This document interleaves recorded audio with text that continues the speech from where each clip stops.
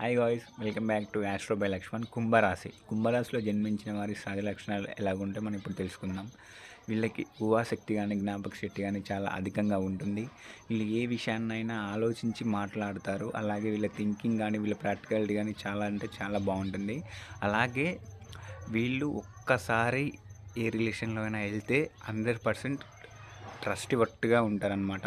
అలాగే వీళ్ళు క్లారిటీతో వీళ్ళ థింకింగ్తో ఆ రిలేషన్ నిలబెడదామని చూస్తారు.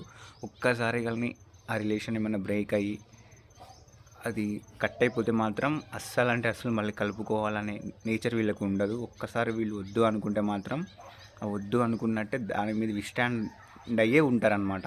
అలాంటి నేచర్ వీళ్ళలో మనకి ఎక్కువ కనపడుతూ ఉంటుంది. వీళ్ళకి ఎక్కువ మంది స్నేహితులు ఉన్నా కానీ వీళ్ళ సర్కిల్లో వీళ్ళకి చాలా దగ్గరయ్యే వాళ్ళు, చాలా ఎక్కువ క్లోజ్గా ఉండేవాళ్ళు చాలా తక్కువ మంది ఉంటారనమాట.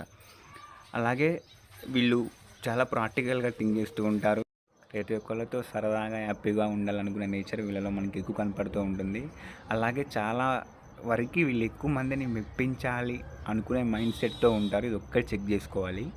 అలాగే వీళ్ళ స్టడీ లైఫ్ చాలా బాగుంటుంది.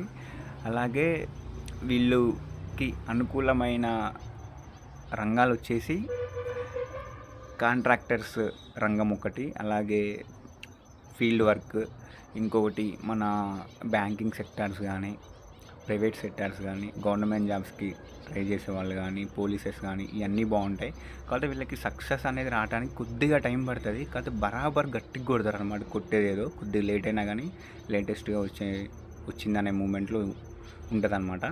అలాగే అనుకూలమైన దైవం వచ్చేసి శివుడు, విష్ణు, అలాగే మన ఆంజనేయ స్వామి. వీళ్ళకి లక్కీ కలర్స్ వచ్చేసి black, green and blue. Lucky numbers వచ్చేసి 864. Thank you guys.